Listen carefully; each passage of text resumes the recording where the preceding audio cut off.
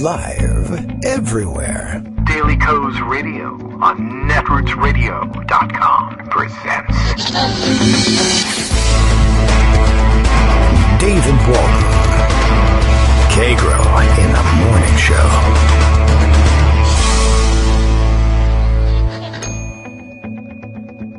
Now, here's David Waldman. Hey, good morning, everybody. How you doing? It is Monday, December 16th, 2019. Time marches on. We're ready to go. Well, things are happening, and we're here, and you're here, and we all know how this goes. Yeah, we're almost never prepared for this. There's no way to really prepare for a live, news-focused, politics-focused radio show in the era of Trump. You never know what's going to happen. I don't think he's awake today. Maybe a sleep-in day today. I haven't seen any of his tweets this morning. I don't follow him, but my usual indication of when he is up in anger tweeting is, of course, when others reflect that he is. I just follow other people who just let me know. I like to make sure that he has to filter down a few levels before he gets to me in the morning. And so far, so good in terms of rage tweets from the president this morning. This, of course, would be the week when the House is expected to act on its articles of impeachment as a whole House. I'm trying to think about where we left things last week. The Judiciary Committee worked hard to get its markup completed, and I think they did have their final vote to refer the articles of impeachment as completed to the House floor. We should see that happening this week.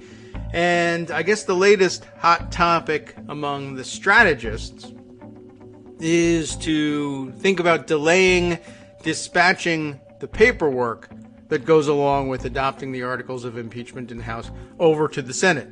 And it's all possible. I mean, if you've seen the speculation and you've seen the write-ups, you've seen the people talking about it on Twitter, it is entirely possible for the House to delay the receipt of the necessary paperwork by the Senate for them to start. And then you just start getting into that weird constitutional procedural gray area where we don't really know what the rules are. Ordinarily, we do. Ordinarily, no. If the papers don't show up in the Senate, they can't act on them. But, you're in one of those situations where if you have 51 votes, you can do pretty much whatever you want. So we'll see. It's going to be real interesting watching this play out. The basic play that is in the offing, and there are a couple of variants of it, but the basic play is that you would be calling on the Democrats, the Speaker of the House, who controls the majority of the House, to use one of the various avenues through which she could delay the dispatching of the paperwork over to the Senate. And those of you who are longtime listeners and fans of the procedural explanations in the show will remember some of this. And this harkens back to, we've talked about this in the context of going to conference on bills that have passed both houses but in different forms, etc. And we've talked about the importance of the paperwork in all of this, that they still do things the old-fashioned way, or at least they do for the purposes of tracking bills through the necessary procedure, that the papers that, for instance, the House would adopt in adopting any legislation, any bill, need to be, once passed the House, need to be messaged over to the Senate, received in the Senate, and at that point the Senate can begin its real work on the floor, debating, or for that matter, usually it goes, of course, first to a committee, but the paperwork has to move back and forth, and the papers and the possession of the papers also has a lot to do with the question of which House requests a conference and which House votes first on agreeing to that conference. Sometimes that makes a difference if it's happening in the House where they have a filibuster available to them. It can change the schedule for things.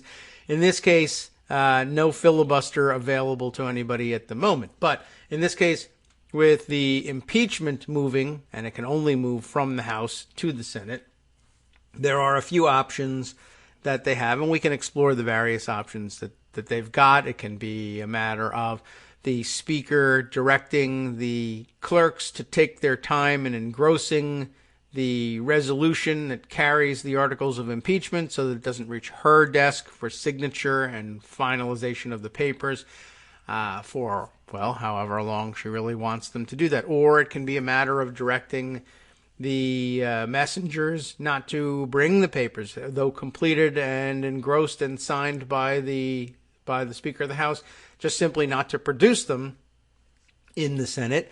And then, of course, it becomes a question, and I might not even wait until that point. But I guess does the Senate say something like, well, look, the fact is we all know that the articles have been adopted. We all know what the articles say. It's been widely disseminated. The idea that we need to wait for paperwork to arrive for us to begin doing our prep work, or even begin the trial for that matter, is up to us because, of course, we have the prerogative of setting our own rules for procedure. And if we decide that we don't care about where the papers are, or we don't even care, for that matter, why not make up, this is why you don't do these things, is because you could just as easily be accused of making up articles of impeachment. Yes, we all saw what the printed ones, or the ones that eventually got printed in the engrossed resolution, were said to have contained, but we don't have the papers here to look, and most people don't understand that anyway. So could the Senate theoretically simply say, oh, he's really being impeached for something completely different?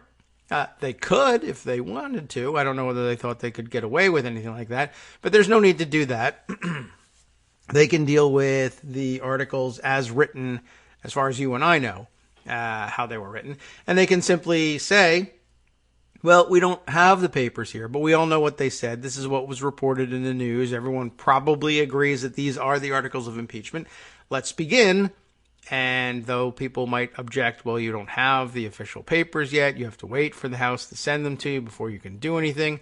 Let's say they hold that 51 vote thingy and find the 51 votes. A lot of the theorization, the weak point of the theorization about what to do with this and what you can and can't get away with in the House and or the Senate has to do or is based on the idea that there are a certain number of Republican members of the Senate who are on shaky ground electorally, and that is true, but that they regard their best chance at winning re-election to be walking the tightrope and not being seen as overly partisan and not participating in any raw power plays, et cetera, to save the president, because they'll be punished for it at the ballot box, or that they care about such things, or that Americans indeed care about such things. And I'm not certain any of that is really true, so do keep that in mind.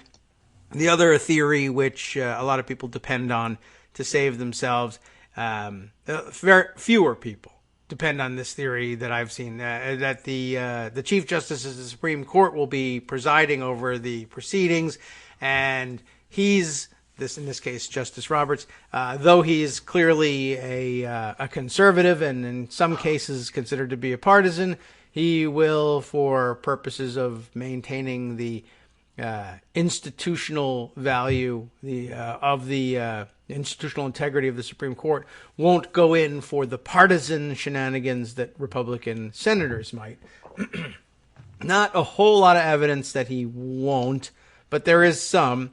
But the bigger hole in that is that he won't have a hand in setting the rules in all of this. The rule book's going to be handed to him before he arrives, and the decisions about what will and won't fly in the Senate will be made by the Senate. There won't really likely be an opportunity for him or any court to rule, for instance, on the question of, is it, does it work for the Senate to say, well, we read the articles of impeachment in the newspaper like everyone else, and we're getting started whether we have the papers or not.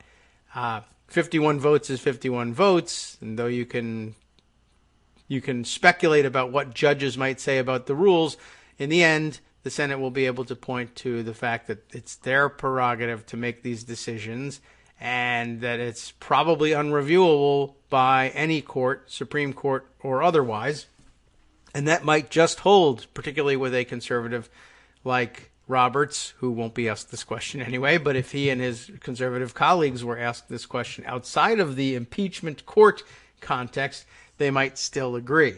So I don't know how much faith I put in that idea. A better idea mechanically is to rely on the House to delay things, although I still have my questions about how wise that really is, and, well, we have some time to think it through, like maybe a couple of hours. Greg Dworkin is here with a bunch of other stories, plus some other angles on these stories. Why don't we just turn things over to Greg right now? Good morning, Greg. How are you? Hey, good morning. We're fine. Okay. So, one of our readers on Daily Kos, when we were talking about this, pointed out, the argument about which John Dean has made, impeach him, but don't send it over to the Senate. Let him stew for a couple of months. Is that that's a argument on the side of those who say you shouldn't be impeaching now anyway. Let it go through the courts, get your papers, let all of that stuff work its way through. His tax returns are coming in June anyway, and if we win, and so why not do that? But I think in the end, what really matters is the court of public opinion. Yes. And as Larry Tribe pointed out, I don't know, in one of the venues he was on, this is really, look at this Fox News poll, because we're going to talk about the court of public opinion, the one that counts. Okay. And according to the Fox News poll, in summary, it's like OJ. I mean, people know he's guilty. Yes. Okay. The only question is the details. Right. And whether or not you get off or you don't get off, or whether or not you do it this way or you do it that way, he's guilty. People know that. And so, I think it's a really important point that underlies a lot of what the Senate will decide to do. So let's take a look at that. One more thing on procedure, yes. Which I just thought was interesting over the weekend, is the freshman Democrats, national security Democrats, the Abigail Spanbergers of the world, yes.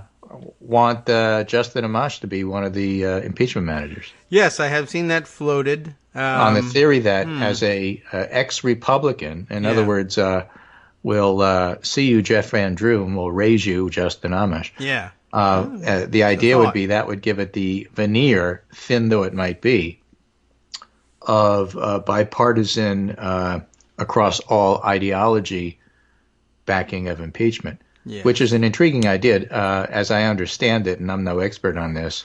The impeachment managers are more than one. Yes. And apparently it's a plum position in terms of those of you who might perhaps, be in Congress and be somewhat ambitious. Mm-hmm. So folks like Adam Schiff and Eric Swalwell will certainly want some of those positions. Val Demings, who was around for the Clinton stuff, should be there.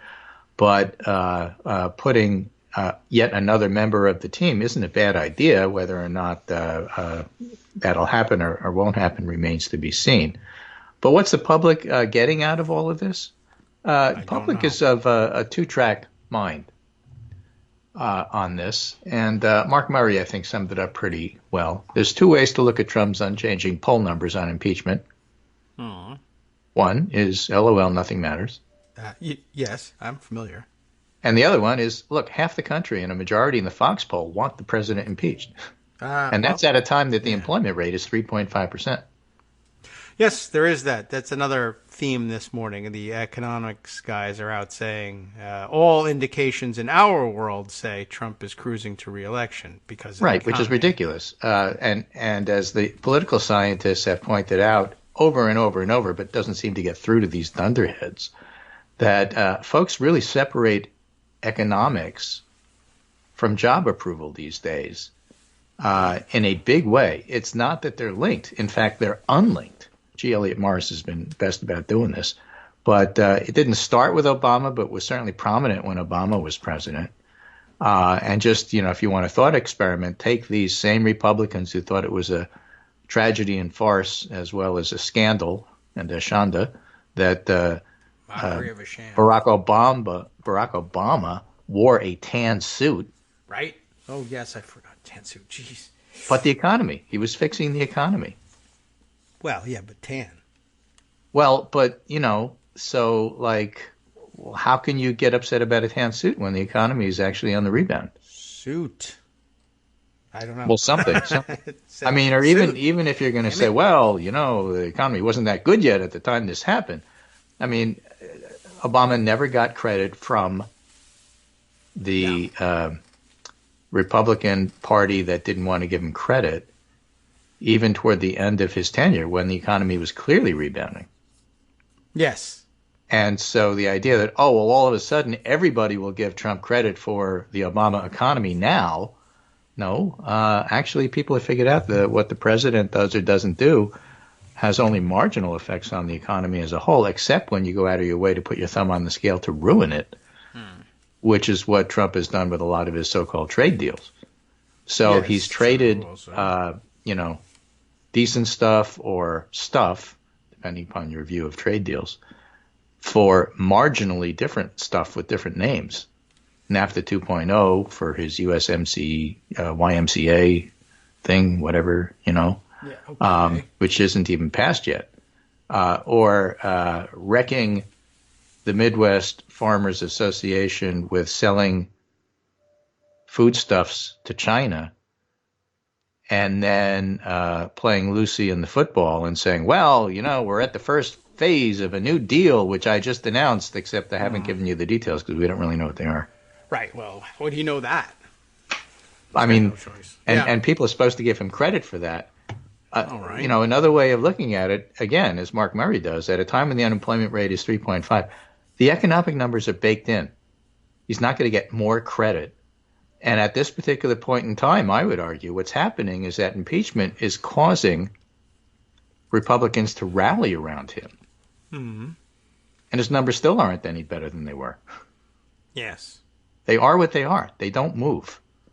And you can't have collapse of approval numbers until or unless your own party deserts you. Mm-hmm. Carter hit 28. Okay. Nixon hit 24. That only happens when your own party decides they don't like you. If your party's going to rally behind you, you're going to be at 40. I guess so. Even if everybody else hates you. That's just the way it is. And that's where he is. And so the idea that those numbers somehow indicate that he's cruising for re-election, those models that those guys are using just need to be undone. They're wrong. All right. Well, they're economists, and they don't.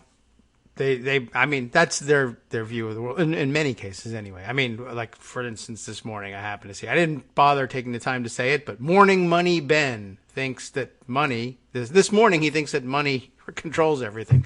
Well, he's not wrong. Money controls everything, but does the economy? Is that the same thing as money?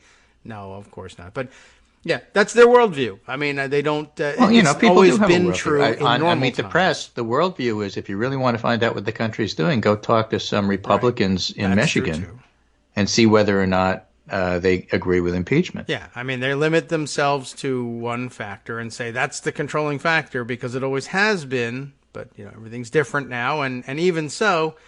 Right. So let's go over some numbers. Okay. So we have Fox News polling, we have data. There's no reason to, accept the lazy reporting that we get. Let's look at the actual numbers. Should President Trump be impeached and removed from office? In early October, 51% said impeach and remove. In late October, it was 49, and now it's 50. So you could argue that that's really no different. That's margin of error stuff. Yes. Not impeach ranges from 40 to 41. Yes. Okay. And interestingly, there's a very solid, hasn't changed, 4% that say impeach him but don't remove him. Oh, well, then I'm sure that's very thoughtful. Well, that's probably the most interesting group. But if you dig in those numbers, a new high of 45% of independents favor impeachment, up from 38 in late October. Now that's a number that changed. Overall, 53% of voters believe Trump abused the power of his office. 48% think he obstructed Congress, and 45% say he committed bribery. Aha. By the way, there's a new report out from Judiciary that came out last night making the case that actually Trump committed crimes, including bribery, and they spell out why. Oh, I need to see that. Yeah, well, it's at the bottom there. I sent it to you. It's at the bottom of my list. There I go. And page 120 is where they talk about bribery. Oh, well, that's why I haven't seen it. Okay. It's like 600 pages. Criminal bribery. Although President Trump's actions need not rise to the level of a criminal violation to justify impeachment, his conduct here was criminal. In this section, we address the federal statute banning bribery. In the next section, we address the wire fraud statute. Both of these laws underscore the extent to which Congress and the American people have broadly condemned the use of a public position of trust for personal gain. As this committee observed decades ago, nothing is more corrosive to the fabric of good government than bribery. I would tend to agree. And then they make the case. Yes. Demands and seeks and all this other stuff. So, in addition, 47% believe Trump held up military aid to pressure the Ukrainian president to investigate his political rivals, and by a 60 to 24% margin, voters say it's generally wrong for Trump to ask leaders of foreign countries to investigate political rivals. That's a pretty solid group of people who say, look, in theory, I understand it's wrong. What would scare me is if 50-50 people said, okay, well, it's not even wrong. Yes, okay. They've not won that argument. The Democrats have won the argument that if you do these things that are wrong, and in the CBS poll, a solid 15% say, I don't know enough to really make a decision. Okay? Back to the Fox poll, everybody does it defense falls flat. Only about 1 in 5, or 22%, thinks presidents typically ask leaders of foreign countries to investigate domestic political rivals, and that number is only 33% with Republicans. Okay? And now, other information in the Fox poll that makes you think that the Democrats, despite what you hear on Meet the Press, are actually winning the argument. The American people think it's the Republicans who are playing politics with impeachment, much more than they think the Democrats are, by a good margin, says Nick Orovich, looking at the Fox poll. Do you think congressional Democrats really think President Trump committed an impeachable offense, or do they just want to hurt him politically? So 49% say Democrats think he did something impeachable. 43% want to hurt him politically. In other words, +6 for, no, they're doing the right thing because they think it's like something he did. He was criming. And then you ask the flip question. Do you think congressional Republicans really don't think President Trump committed an impeachable offense, or do they just want to protect him? Not an impeachable offense, 36. Want to protect him politically, 52. Don't know, 12. The don't know on the Democratic side is 8. But what that tells you is that, people get it. I mean, he did something, and yelly Jimmy Jordan, jumping up on the desk and yelling at people is not because he's outraged. It's because he's trying to protect the president. People understand that. Well, that's good. I wonder what it is worth. But it's nice to know. What's it worth? So, same Fox News poll. If you look at the head-to-heads in the end, Biden 48, Trump 41. Sanders 49, Trump 43. Trump is still always stuck in the low 40s. Warren 46, Trump 45. Buttigieg 43, Trump 42. Bloomberg 45, Trump 40. Basically, all of the Democrats beat him, although Warren and Buttigieg are tied. But, it's one of those, by the way, it's a good poll for Joe Biden. You've heard me say that frequently. Biden's at 30, Sanders at 20, Warren at 13. Biden's -1, Sanders +1, Warren -8 since late October. And G. Elliott March says the Buttigieg surge is over, according to the YouGov polling that they do.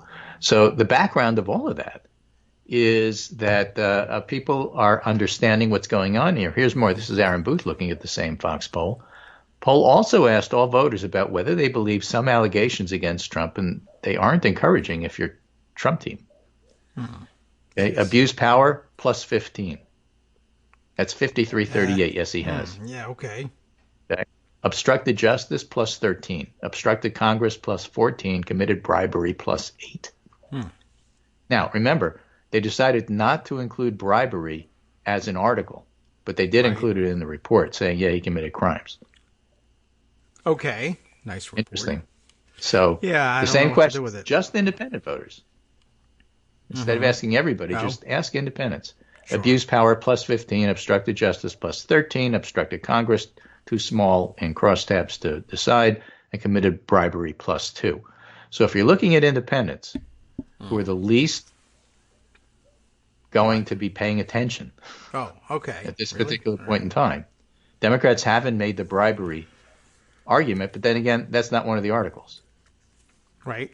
For the ones that they did, people get it. And obstruction of justice is not one of the articles. That's the Mueller report.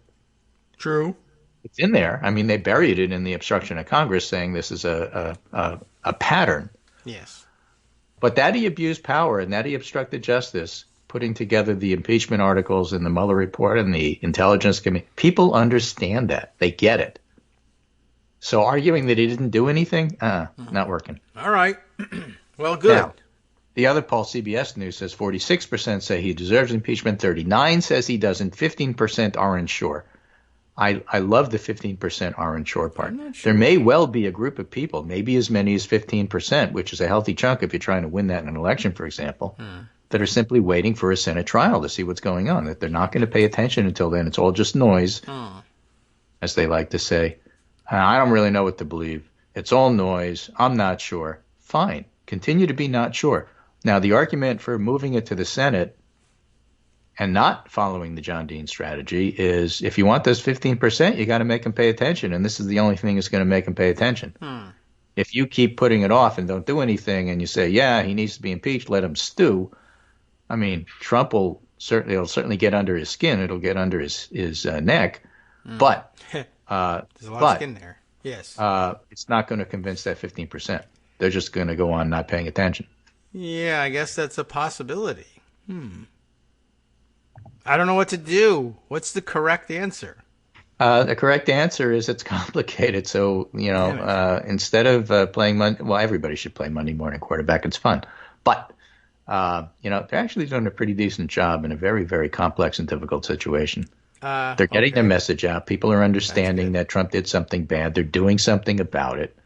Had they done nothing, Democrats would have been completely demoralized. And it's hard to make a case that, it should have been better done by X, Y, or Z. It's hard because the whole thing is hard.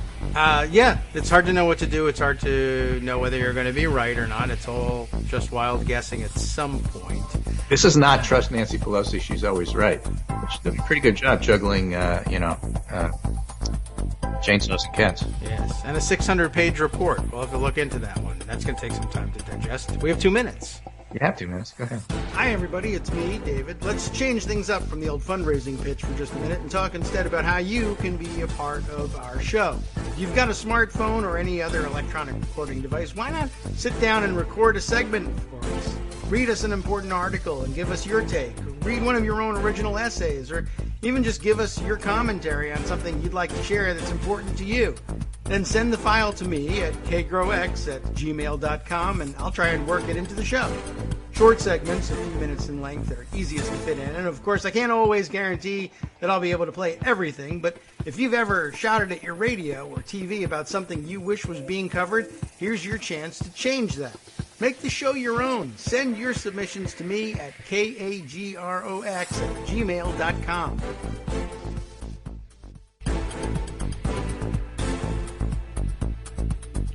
Welcome back now to the Kagro in the Morning Show here on Networks Radio. Okay, let's continue. I have not read the 600-page report. It's still hanging out there, but I'm glad it's there.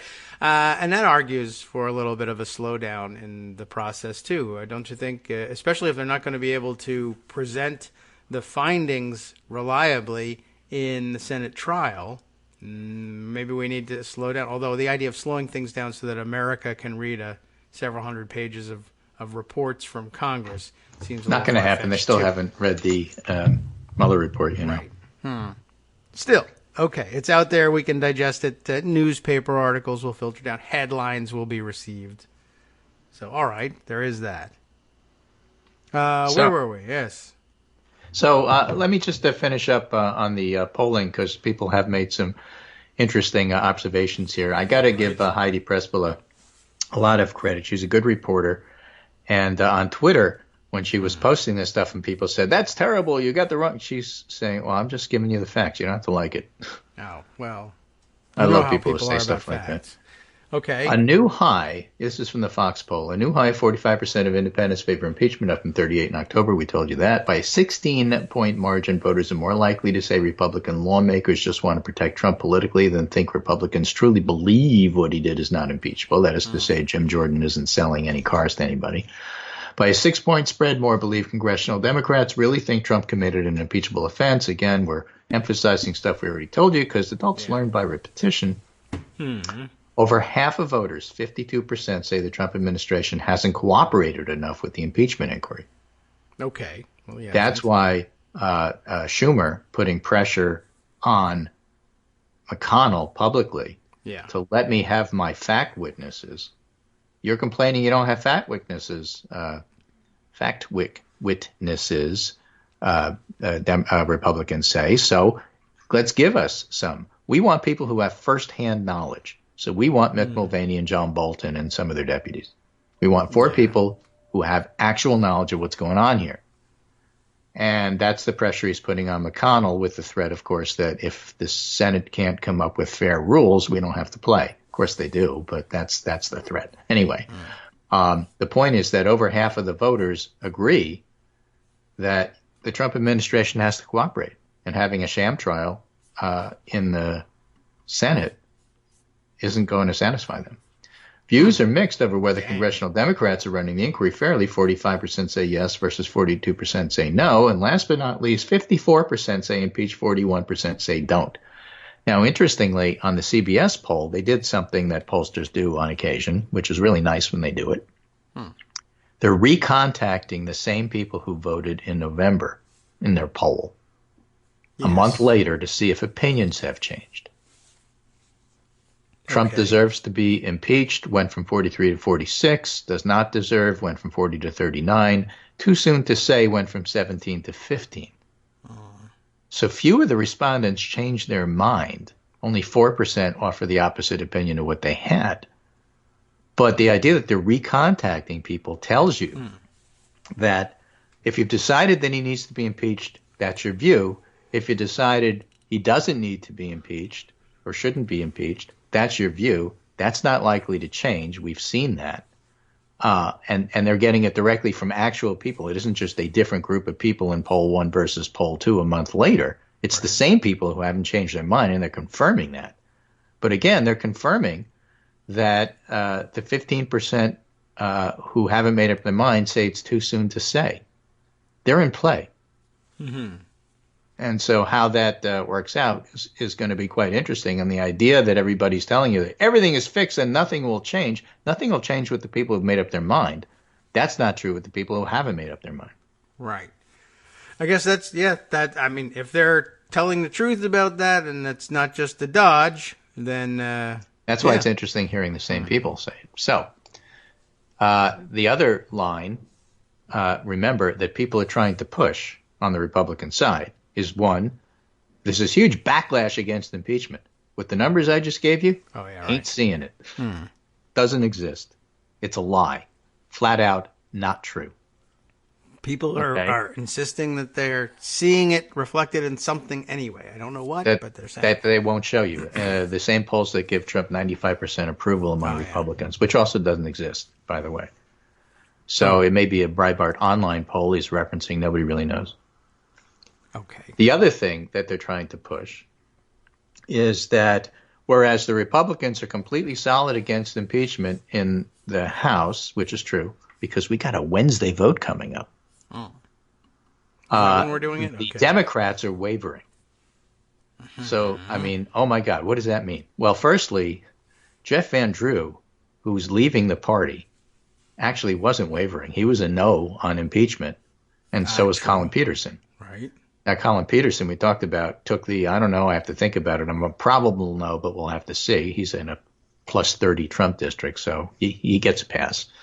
The Jeff Van Drew stuff was, I've decided before I even hear any of the facts, but it turns out Tom Bonnier, his pollster, said, you know what?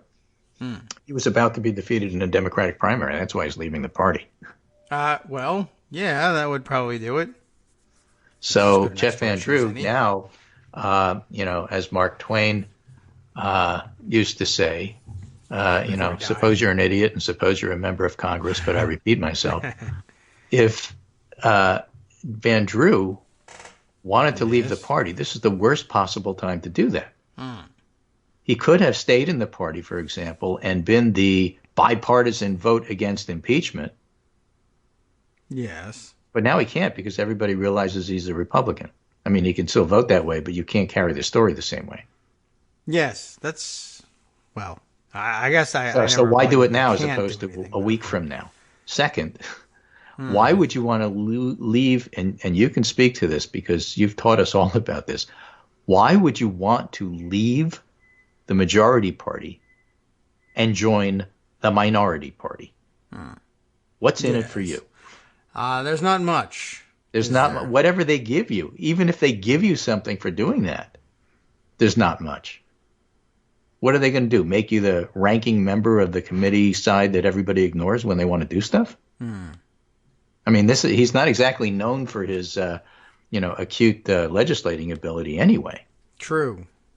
But why now? Why do it? I mean, all it does is make him look like a complete jerk, which, by the way, he is. He's a George Norcross machine pal from southern New Jersey. And he's going to get, I'm not sure that the Republicans will accept him to the point where he wins a Republican primary. The Republicans may take that district back. It's a fairly conservative district. But that doesn't mean that Van Drew is the guy who's going to win that seat. That's at all. True. I mean, it just, he's made a lot of enemies over time in that area. And then all of a sudden to embrace him when you switch parties doesn't always work that way. Yeah, I guess we need some data on the Own the Libs contingent in New Jersey 2nd, and I'm not certain it's that big. It went from lean Democrat to lean Republican in, I think I'm not sure if it was Larry Sabato who did that, but, the handicappers who do that sort of thing have put it exactly. It's a marginal district, but it tends to be a Trump district. It's a conservative district. I get that. And, he would have been much better staying in place and saying, I'm representing my constituents than he will be in the position he's put himself in now. Oh, to make it worse, he went and asked the DCCC if you wouldn't mind if the staff stuck with me while I changed parties. What'd they say? Well, 5 of his staff immediately resigned. Oh, well, then it doesn't matter. Right, okay. I mean, all right. How dumb is that? It's not good. I don't know what he thought he was doing exactly. But I guess he got some sweet talk maybe from somebody on the Republican side who told him that there would be some sort of hero's welcome for him. Yeah, well, Trump told him that. Yeah. So whatever that means. So remember, there you go. There's another. On the one hand, they were pushing the line that this is causing a backlash with Democrats. It's not. In fact, you could argue that Van Drew had to leave the party because he decided to vote against impeachment, and his party was having none of it. So there's that line, and the polling says the public is with us on this. They get that Trump crimed. And now comes the convincing the 15% that it was worth doing all of this. And if not, then there's the 2020 election. The other line that they were pushing is that Democrats are wavering. So let me just give you 3 swing district Democrats that aren't named Van Drew. There's a Minnesota swing district Democrat from Minnesota, Angie Craig. Oh, okay. No elected leaders above the law. That's and after reviewing the public testimony from nonpartisan public servants, she's going to vote for impeachment. Okay. There's Anthony Delgado. And there's Jason Crow from Colorado. Anthony Delgado's from New York, upstate New York. And all of them are voting. Jason Crow tells Town Hall in Aurora over the weekend he has no other option than to vote for the articles of impeachment this week. Oh. Well, all right. It's a good choice. So, Delgado, similar announcement. So the Democrats in the marginal districts are showing pretty clearly that Nancy Pelosi has the votes on Wednesday, should they decide to vote. I don't think there's too much doubt about that. That's good. Okay. Right. Delgado said, after considering the articles and underlying evidence, I've concluded the president abused his power, put our national security at risk, and obstructed Congress. I will vote in the affirmative for both articles.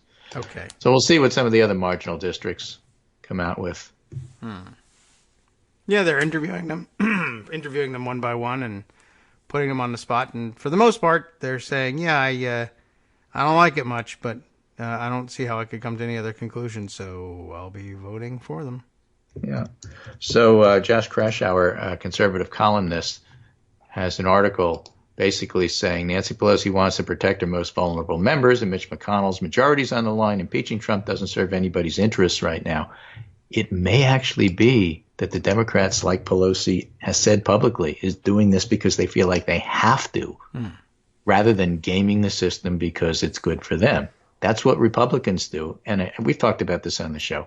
Republicans are just completely incapable of understanding when somebody does something that's actually because it's the right thing to do. Yeah, that's true. That's like foreign to them. I don't understand. They can't. It's a different language. They just don't get it. Yeah, a lot of reporters have that. It's got to be an angle. Right. The reporters, I think, are having the same difficulty. I don't get it.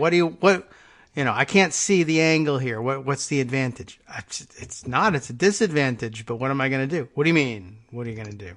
I don't understand. Where's the payoff? Every time I see one of these articles, I'm, oh gosh, this is written by a conservative Republican. Yeah.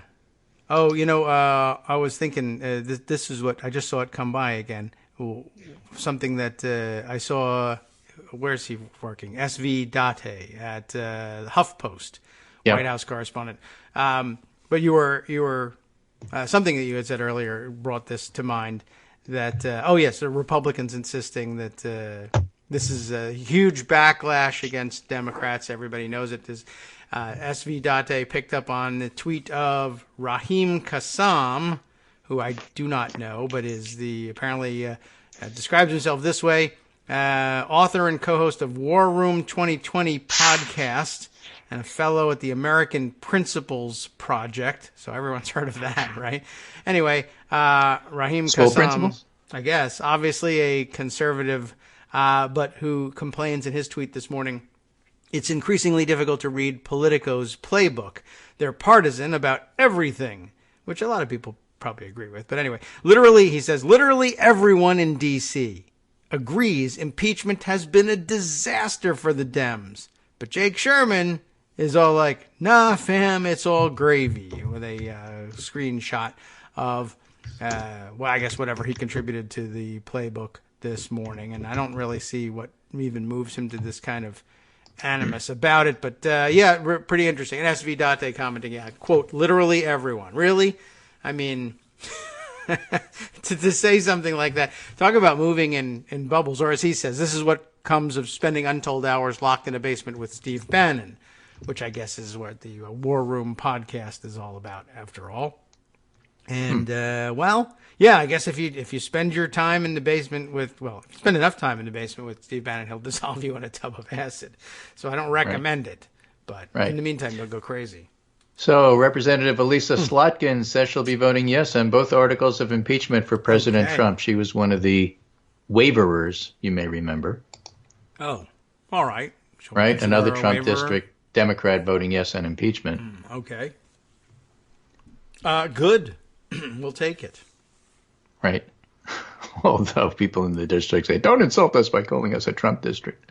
Oh, well. Yeah, I guess if you're in a swing district, you're probably not going to find a lot of people being thrilled with the idea of being described as a Trump district. I mean, it swings. It landed somewhere. Maybe it was for Trump. But I guess if it's only by a couple of points, there's going to be a lot of people who are going to be terribly concerned at being, it probably affects your property values. You don't want your property values plummeting because you're said to live in a Trump district. Right. Mike Musson tells us, listening to the show, that, given the fact that Trump won election in 2016 with these numbers, is something to consider. And that's true. Right. But at the same time, if you're claiming that there's this huge backlash, and the numbers, in fact, show that you're losing and not winning, that doesn't follow. So your theory there is disproved. And as far as election goes, it's going to be a close election. Presidents and incumbents have an advantage in that regard. The economy's decent. On the other hand, these are terrible numbers at a time that you would think that people are rallying around him. And they're bigger numbers for the Democrats now than Hillary Clinton had at the time that she narrowly lost with Jim Comey 10 days prior to the election, pretty much ruining everything. So I don't buy that. Sorry. Okay. I wouldn't buy it either, and for good reason. And by the way, if Jim Comey went away and never came back, I'd be okay with that. No, I don't know why he keeps surfacing, trying to justify what he did. He's very tall, and he can stand in He can stand water. behind a curtain. That's how he's surfacing all the time. The rest of us have to tread water. He can just stand. Right. Anyway, so that's pretty much it. By the way, local news, because we love Virginians, you know that. Oh, okay. This not your local news, mine. Your Good. local news. Wason Center poll out this morning. Virginia voters support key parts of the Democratic agenda. A copy of the survey is attached. Here are the highlights. Voters strongly support requiring background checks on all gun sales, 86-13, passing a red flag law, 73-23. Slight majority, 54-44, support banning assault-style weapons. Strongly back the Equal Rights Amendment, 80-13. Is that still in play? Is Virginia one of the states that didn't do that? I believe so. I don't So really if they did remember, that, does but that mean it becomes law? I think that was a big deal. I don't know. I've lost track, and I think that's the case. I lost track of that has too much time passed argument. Anyway, a slight majority opposed giving localities authority to remove or alter Confederate monuments, 51-44. Yes. This is Virginia. Virginia It doesn't feel like Virginia. had something to do with the Confederate States of America, didn't it? happened around here somewhere. Richmond, something like that? Capital? I don't know. Things move all the time. Capitals. So Something- we have like something, 15 something. capitals in this state. Who knows? Yeah. Small letters. Yes. Voters strongly support decriminalizing possession of small amounts of marijuana, 83-14. So it's Big amounts. Blitzer likes to say it's a statistical tie there. Big amounts Voters favoring strongly small support amounts. raising the minimum wage, 72-28, and strongly support automatic voter registration, 64-31, but slightly oppose no excuse absentee voting, 51-44. That's interesting. I guess we're just used to it. And we know You the have to have an excuses can excuse, be lame. okay? It's all right. Voters strongly support passage of the redistricting reform constitutional amendment 70-15. So basically, they're pretty supportive of the new Democratic majorities. That's all right. Good, as they should be. I mean, makes sense. Why we cling? I'd be very curious to know. Well, I'd be somewhat curious to know why we're clinging to the idea of opposing no excuse absentee voting. Having been through the excuse process, what's the point? Yeah, I don't know. So anyway, there's that. The other thing that caught my eye this morning that isn't part of the impeachment stuff, which really is going to dominate all of this week, is a report published 6 hours ago in the Texas Tribune. The Trump administration knew migrant children would suffer from family separations. The government ramped up the practice anyway. Oh, yes. Internal emails and reports illustrate a chaotic attempt. Chaos, remember, he's a chaos agent. We told you that the day he was elected. Right. That is true. To track traumatized migrant children seized from parents. They knew they couldn't do it. Yeah. They didn't care. I mean, that was part of the program, and I guess probably the most enduring catchphrase from the Democratic, liberal, progressive side of the Trump administration is the Adam Serwer's line, isn't it? Cruelty is the point. Cruelty is the point, exactly. And so you look at this and say, encapsulated. yeah, I get it. I mean, here's more proof. Yeah. They didn't care that their program didn't work. The fact that it didn't work meant it hurt the people they disliked even more and made them look even more callous. And the Nazi in the White House, who's a cousin of the elf on the shelf, Stephen Miller, says, this is what I'm here for. I came to do damage to people I don't like. Right. Anyway, I'm giving you this last tweet on the way out because it's from AP, Associated Press. Oh, a P is tweeting now. Interesting. Vegetables entering the game. Oh. Yes, well. Associated Press. Yes, all right. Associated Press.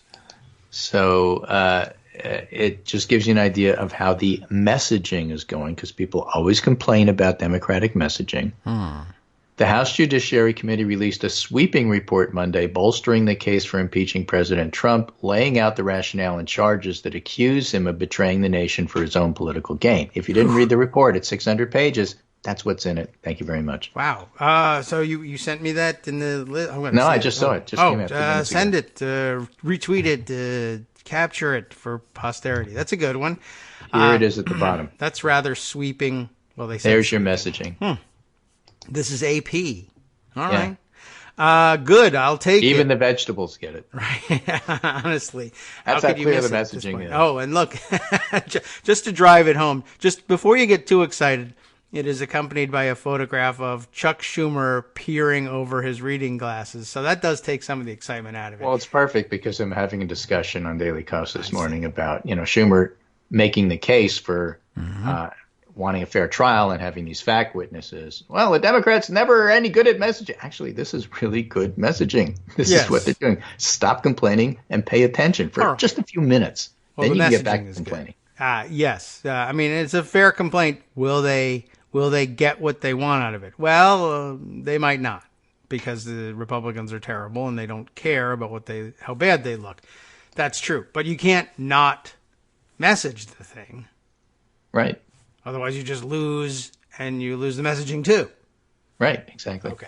Anyway, so that's my report for this morning, right. my book report, and I'll be back on Wednesday, which is going to be impeachment day. We think. Fun. All right, we think so. And we'll talk about it. Yeah. We'll talk about what's happened between now and then. Okay. What's going to happen? I don't know. Oh, all right. I thought I would say if I knew, we'd do the show now. But I don't right, know, and we ought to, because I don't know what's happening tomorrow, Tuesday.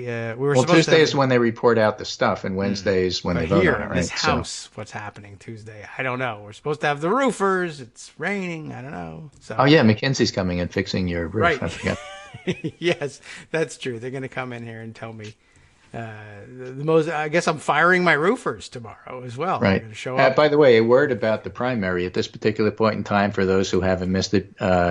G. Elliott Morris tracking YouGov says just peaked, and his peak is kind of fizzling out at this point. Doesn't mean you won't have another peak. All right. But it's still where it is, and everybody who thought Biden was going to collapse, he hasn't. Wow. All right. I don't know how I feel about that, but right. I'm tired However of waiting. You feel about it, those are the numbers. So take care. Okay, thank you. You too. Numbers don't care about your feelings, Snowflake.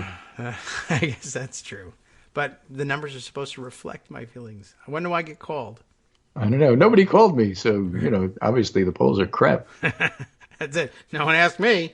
No one asked me, so they can't be right. Take care, and I'll talk to you on Wednesday. Very good. See how they are. All right. Good luck. Stay warm, stay dry. I forgot to ask them how the weather is there. Kids are home from school today, by the way, one more time. So they've got a 4-day weekend, which of course means the time I'm supposed to spend preparing one way or the other for whether or not we have the roofers coming tomorrow and whether we can get a live show out is instead going to be spent hounding him to do the paper that's due Friday at the end of the marking period and the beginning of our holiday break. But so I'm looking forward to it. It's going to be a big, fun day. It's been a real upheaval here. So 4 days they'll be off from school, and I don't know if a whole lot of work is getting done on this thing. But we'll check in, and I'll give. It's better than having to read a 600-page report, I suppose. Let's see. Many directions propose themselves here. Maybe we can double back and talk about some procedure and maneuvering around the impeachment articles. I mean, that's really got to be the focus if they're going to be voting on this thing on Wednesday. No indication that the vote would be delayed. Haven't seen any discussion of that, though there's lots of discussion, of course, of various ways of delaying the delivery of the results of those votes to the Senate. But in the meantime, I have seen, a follow-up on one of the earlier items that just got light treatment. Empty Wheel, Marcy Wheeler writing on why Justin Amash should be an impeachment manager. I will say this. I'm a little hesitant about it. I get the idea, and I see how it could be something of a public relations bonanza. However, at bottom, I will warn you, you are talking about Justin Amash here, and he's not particularly predictable, though, he's unpredictable in a different way. That is to say, it's easy to predict where Republicans normally are going to come down on something because they're gimmitarians. And if you understand the gimmitarian philosophy, you can understand where they're going to come down. It won't make any sense. It confuses people who analyze these things based on expressed principle, because Republicans abandon expressed principle so often. But the one principle that they believe in is I want what I want and I want it now. And if you understand gimmitarianism, you'll understand where they're likely to land. And of course, if you understand their approach to the press, just one more quick diversion here.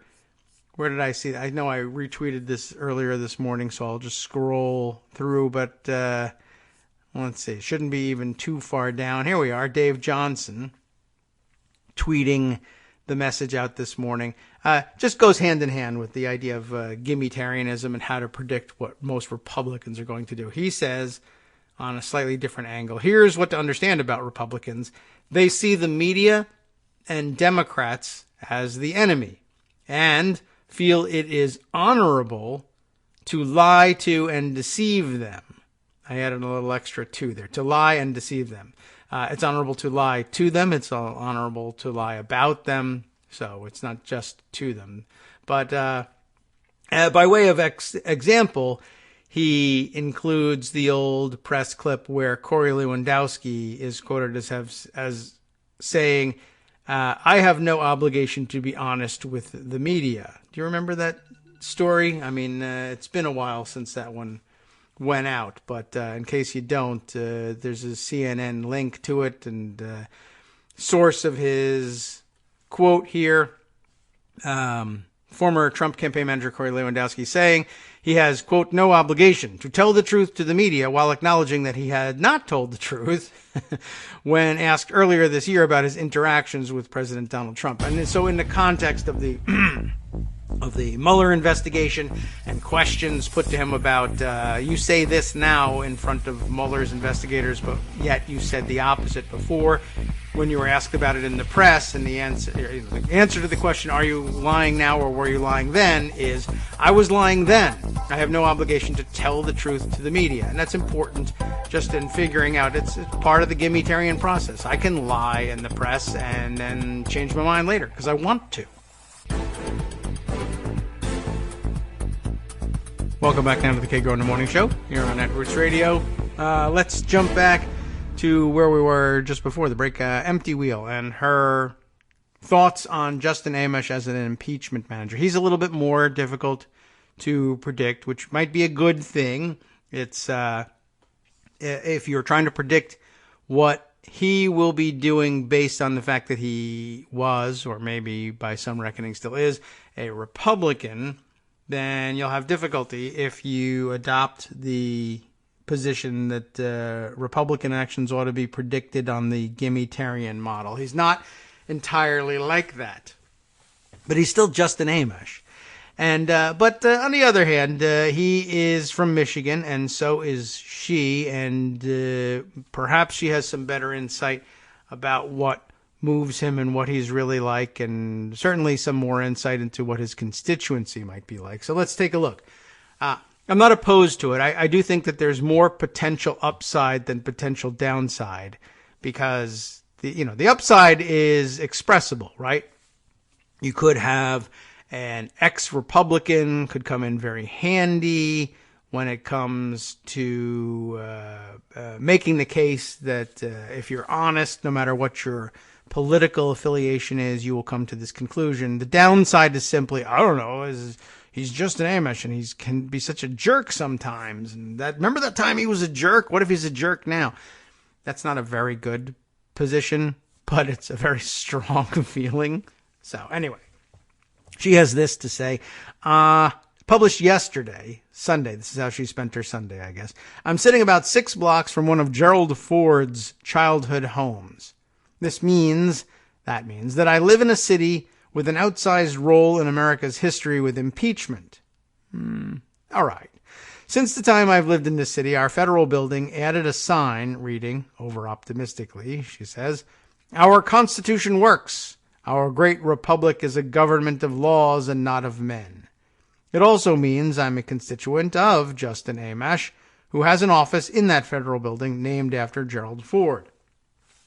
So I guess you would have about as close a look at Justin Amash's constituency as possible, because all you have to do is wake up and you're in it.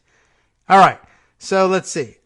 She says, I'm solidly in support of the idea floated by 30 freshman Democrats for Amash to be among the impeachment managers presenting the case in the Senate.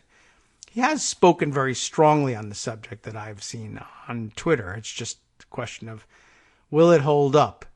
I mean, on the one hand, of course, look at what he said. On the other hand, of course, we were just talking 10 seconds ago about how Republicans very frequently say one thing to the press and then just say, you know what, to hell with it, completely opposite, as the case makes necessary. The question is he one of those guys? First, she continues, actually, I should say, I think Amash brings several things to this impeachment effort that this impeachment effort could badly use. First, Democrats missed an opportunity in the House Judiciary hearing on constitutional issues behind impeachment to call someone like Paul Rosenzweig, a Republican who worked on the Whitewater investigation, who backs impeachment in this case. While a bunch of Democratic lawyers were testifying, Amash has continued tweeting to his colleagues about how important impeachment is to the Constitution. It is critical to have a voice making the conservative case for upholding the Constitution. There are others, but none who are eligible to be House managers, so it falls to him, I guess. Just this morning, which would be yesterday morning, a longtime local Democratic activist I was speaking to was hailing how Amash has used his University of Michigan law degree to make the case for impeachment. Meanwhile, even as the national press has spent countless hours interviewing demographically unrepresentative panels of voters from my county to understand how swing state voters feel about impeachment, Amash has risked his career in that swing state district. Well before queasy Democrats in swing districts came around to the necessity of impeaching Donald Trump, she says President Trump, but I skipped that part, Amash left his party and took a stand to defend the Constitution. I think his courage may serve as inspiration for Republicans in the Senate who secretly recognize, many are said to secretly recognize this, right? Who secretly recognize the necessity of impeaching Trump, even while they may worry they'll ruin their political careers. Amash also has close ties with I see what you're saying here. Amash also has close ties with, parenthetically, especially, Rand Paul and other libertarian-leaning senators like Mike Lee and Ted Cruz, so might be persuasive with them, even if all of them have already basically opposed impeachment. And they have, and quite strongly, and quite recklessly, and with zero regard for what we all were supposed to think of as their sharp intellects. I mean, they've been quite, I don't know, what kind of word would I put to it? They've been, very much in the tank is the best way I can put it. Disappointingly so. It's not even, I was wondering, I thought, what sort of mental gymnastics will these three people have to come up with to justify their stances? And it's been boring. They just have said, whatever the RNC says, that's just the way it is. And Ted Cruz has been particularly disappointing in all this. Rand Paul, also disappointing. Mike Lee has been very quiet. So as far as I'm concerned, I haven't heard him say too much, and he hasn't embarrassed himself quite the same way that the rest of them have, but maybe I'm just not seeing his quotes in my local news outlets. Maybe people that live closer to his constituency feel differently about it, but let me know if that's the case, because I haven't heard anything.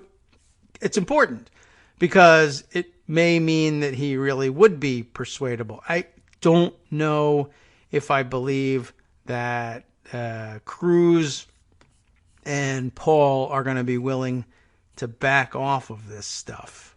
I am not certain. What did Ted Cruz say over the weekend? He was on one of the, there he is. He's talking with George Stephanopoulos on This Week. So that would have been yesterday. I thought it was kind of bizarre. But he apparently offered up the position that he doesn't think that there's anything wrong with Trump asking foreign governments to investigate Joe Biden. That's the question that the reporters, to their great credit, many of them, have been putting consistently to every Republican that they manage to buttonhole in a hallway somewhere. And they usually just run away. So Ted Cruz, figuring that he's the debate king of all time, is pinned down by Stephanopoulos. And I asked, is it okay for Trump to ask foreign governments to investigate Joe Biden? Which is a bad way of putting the question, because you can get to a yes from that. The question really needs to be put, is it okay to ask foreign governments to interfere in our elections by doing this? And that makes them more uncomfortable. But they gave him the softball version of the question, I guess. I haven't listened to the tape. But he says that he doesn't think there's anything wrong with Trump asking foreign governments to investigate Joe Biden because, quote, it's perfectly within the authority of the president to investigate corruption, which is the sort of statement that many people take to be true. I guess I can get audio out of this thing, but how long is the clip? It's only about 53 seconds, but I don't know that you're going to need to hear it to understand what's going on here.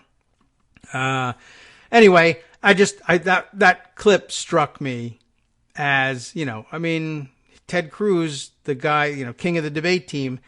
This is so easily answerable. It's within the authority of the president to investigate corruption. Yes, it's not in the authority of the president to direct that other countries investigate corruption.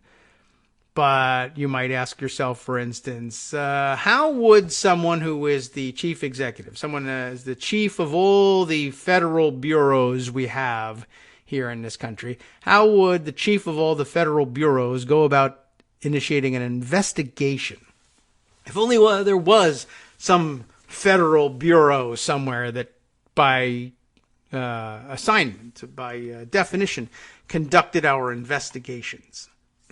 But no, we can't seem to find that federal bureau for the investigation of corruption. And yes, if you were conducting an investigation of things that went on in Ukraine, you would still undergo that. You would still initiate that investigation by asking your own Federal Bureau of Investigation to investigate that. And the field office, well, I don't know if you would call it a field office, but there are FBI personnel on hand at least in the major capitals around the world, in our embassies, and they're there for these purposes. They might even liaise with local authorities. It may very well be that it is the local authorities in Ukraine who conduct the bulk of the investigative work in Ukraine, but it all runs through the FBI.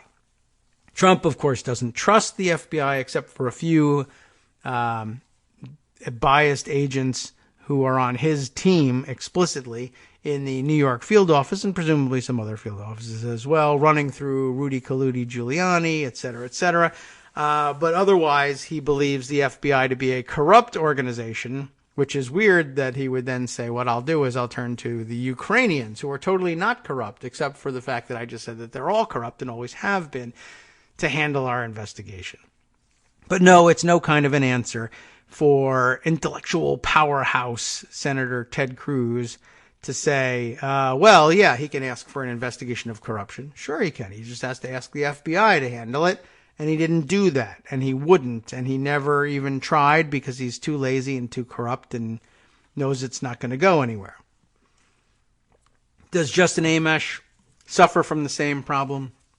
Perhaps not. But if his value, measuring his value by his ability to sway the likes of Ted Cruz and Rand Paul, who also spent the weekend standing there saying, yes, it's absolutely okay to do this thing, I think is unlikely. Still, maybe you get Mike Lee out of it. So let's continue on here. Finally, she says, because there's only two things, and we did the first one, a point that some of the more hawkish people involved in impeachment, like Adam Schiff, may not understand. Amash works really well in bipartisan coalitions. He has long been a key member of the Privacy Coalition and currently serves as the, quote, Republican, and that's in quotes, co-chair with Zoe Lofgren as the Democratic co-chair of the Fourth Amendment Coalition. He is pretty good at that. That's true. He's, like, for instance, he's been uniform, I think, in his... He's the one Republican who's been uniform in his criticism of FISA, the FISA courts and FISA warrants.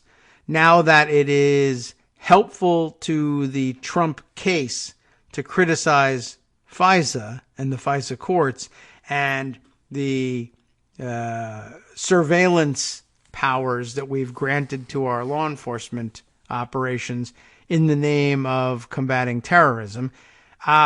Everybody who was concerned by that made the comment during the various times that we've debated expanding surveillance powers that one day this is going to come back to bite you and you're going to be upset about it, and it doesn't have to limit itself to the investigation of terrorists, and you can get around that in a number of ways, including just declaring you, whom they want to target, to be a terrorist.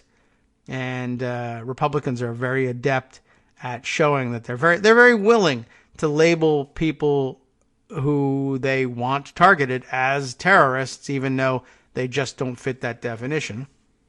But there've been any number of warnings mostly from Democrats and occasionally from a Republican like Amish that yes, expanding surveillance powers like this without thinking this through is likely to come back and bite you in the ass.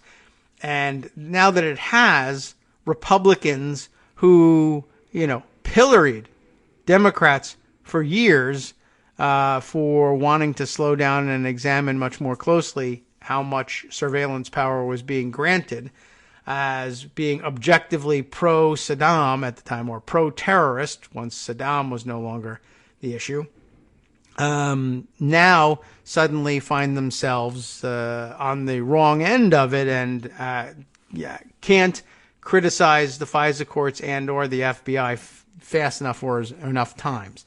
But Amish has been pretty consistent with that. So there is that. So what else have we got here?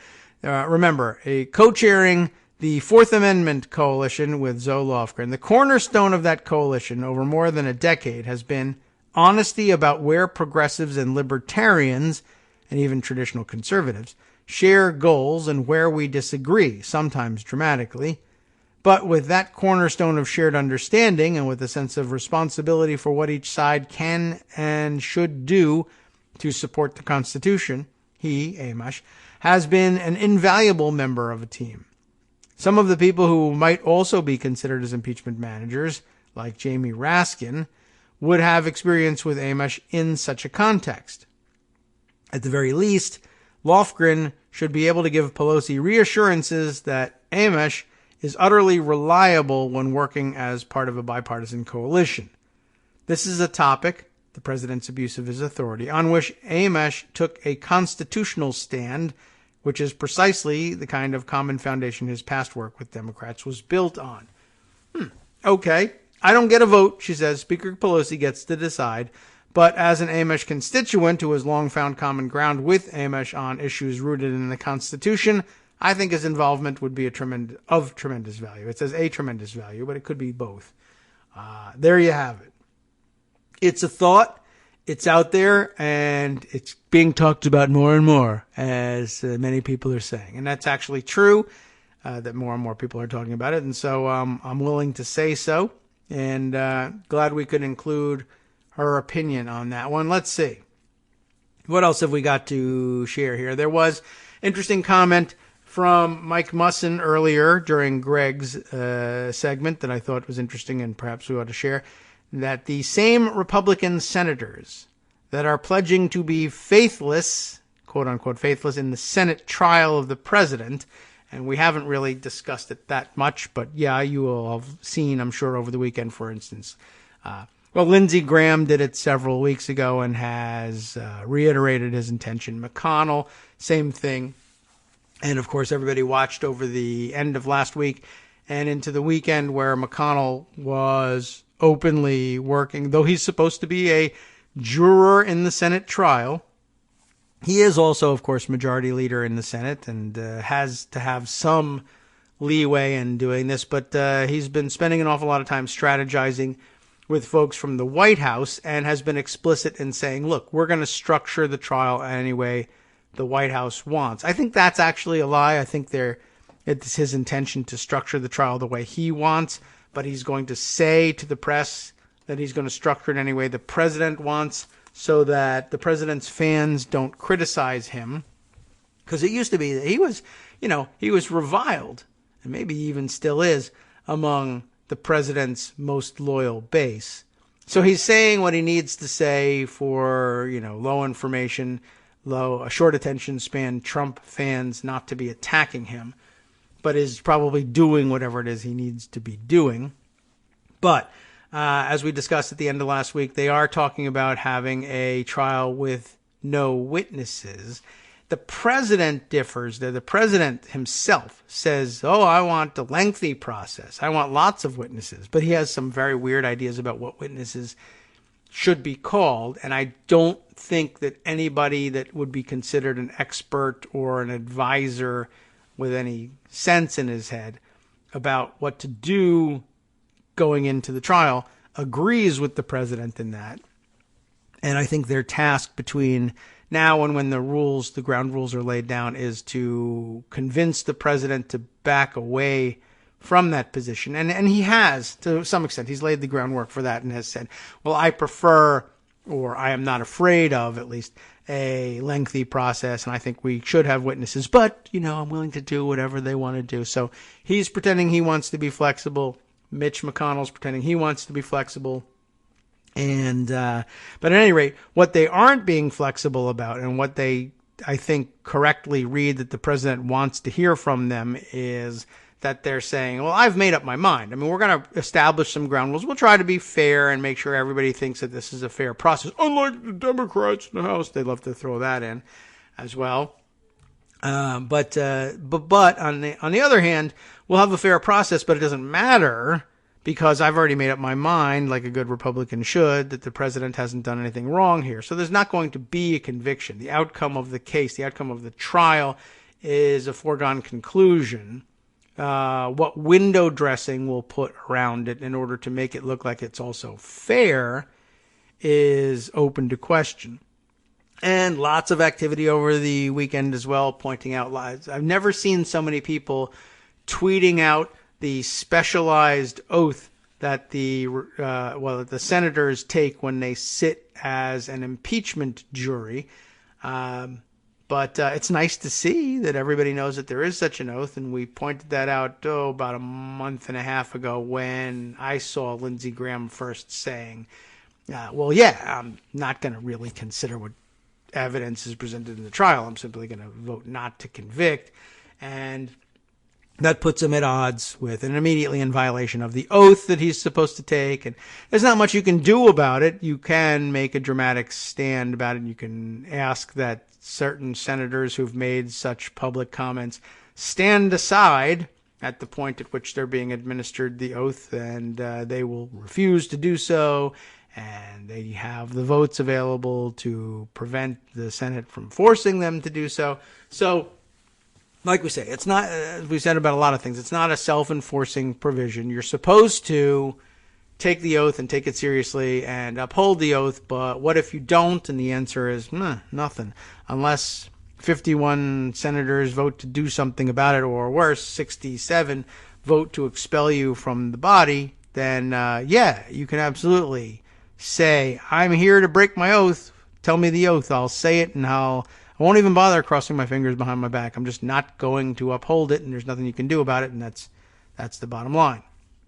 But there's messaging that you can do about it. There's, of course, the letter that Schumer has written as part of this strategy, and some people are trying to work it in with the strategy of withholding the paperwork on the impeachment articles. The idea, I think the latest version of it is adopt the articles of impeachment, thereby officially impeaching the president, but then refuse to send it over until such time that Schumer's demands for fair ground rules for the trial, including the ability to call witnesses, are agreed to and established.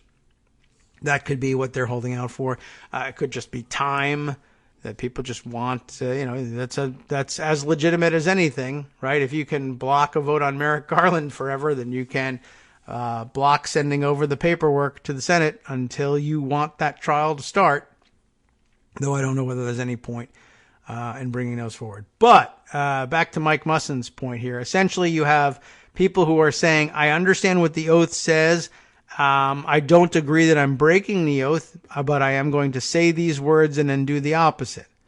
And Mike Musson was saying, the same people, same Republican senators that are pledging to be faithless in the Senate trial of the president are, or at least were at some point, outraged at the idea of faithless electors in the Electoral College, who, by the way, would have saved us all a lot of trouble if they, too, had voted their conscience.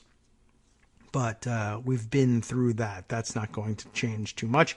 But it's a good point. Interesting that there was this opportunity to do it, and Republicans went crazy because it would have cost them a Republican president who would have approved their tax cuts. But now that they see the opportunity to be faithless themselves and have it work out for them, personally speaking, in terms of their personal goals, because they're gimmitarians, they're perfectly willing to do it. This is the sort of thing that we would expect Justin Amash not to do, in other words. Another way of putting it, though, another way of messaging it, in addition to Schumer's letter, which I suppose we should spend some time on, is how our friend Stephen Andrew put it, Dark Side, and if I can find his version of it. His was even later in the morning, if I recall. So let's see if I can make a quick reference to that.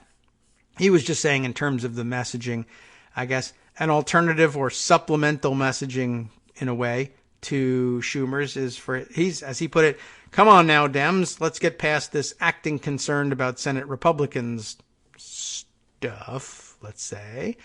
When they raise their hand to be sworn in as jurors, they are either lying to God, and that deserves some sort of dramatic music thing, or maybe some sort of Gregorian chant or something. But anyway, they're either lying to God or they were lying to the public when they said they'd made up their minds. Repeat this every chance you get. And this in theory, it could hurt Republicans with some people to find out that they were lying to God, because some people, genuinely care about that. Others are being gimmitarian about God, which is, awful and everything. But what are you going to do? Like I said, that too, not self-executing. All right. Oh, yes, right. I thought perhaps, did I pocket the copy of Schumer's letter? I did. I saw this morning Phil Mattingly tweeting this about, Phil Mattingly, CNN congressional correspondent, saying, important, in all capital letters here. I don't know how important it is, but it's important to the general picture of things. Whether it changes anything, that I don't know. Schumer laying down marker on Senate trial structure, including on need for witnesses. And we got some screen grabs that will allow us to read the very important, because it appears on United States Senate letterhead, letter to Mitch McConnell. I mean, my guess is McConnell ignores all of this, but this is the messaging game. So he writes yesterday, Dear Leader McConnell, in a short time, the House of Representatives is expected to approve articles of impeachment against President Donald J. Trump. In response to the House's action, as you have noted, our rules require the Senate to conduct a trial to consider and vote on the articles of impeachment. This is an enormously weighty and solemn responsibility that was assigned to the Senate by the framers of the Constitution. Senate Democrats believe strongly, and I trust Senate Republicans agree, that this trial must be one that is fair, that is, considers all the relevant facts, and that exercises the Senate's, quote, sole power of impeachment under the Constitution with integrity and dignity. Oh, well. The trial must be one that not only hears all the evidence and adjudicates the case fairly, it must also pass the fairness test with the American people. That is the great challenge for the Senate in these coming weeks. In keeping with the bipartisan spirit, I didn't realize there was one, bipartisan spirit adopted in the trial of President Clinton in 1999. Remember that happened. And in order to advance what I believe are our shared objectives for the process in the trial of President Trump, Senate Democrats proposed the following provisions for your consideration and in advance of our upcoming discussion. We'll have to get to those propositions after the break, which is probably a bad way of breaking this up. Bad opportunity for the break here. 2 minutes in between telling him that we need to consider these things and telling him what they are. Too bad. Hi, it's me, David Waldman, your host for Kagro in the Morning, and I've learned that I either need to update these announcements more often or stop saying that the announcements are brand new. What's not new is that this message, too, is a call for your support in keeping the Kagro in the Morning show on the air. My thanks go out to all of you who do support the show through your donations. The stats say that Kagro in the Morning fans download our program about 2,000 times each weekday, but our donors make up only about 8% of our daily listeners. Patreon.com, Patreon.com, makes it simple to make easy, secure, recurring monthly contributions to support our show. Patreon.com/KagroX gets you straight to our donation page. If we're helping keep you sane during the Trump era, consider what that's worth. $1 a day? 50 cents? One thin dime? We do about 20 shows a month, so pick a number, do the math, and head to Patreon.com/KagroX to let us know. Thanks again, everyone, for all your support.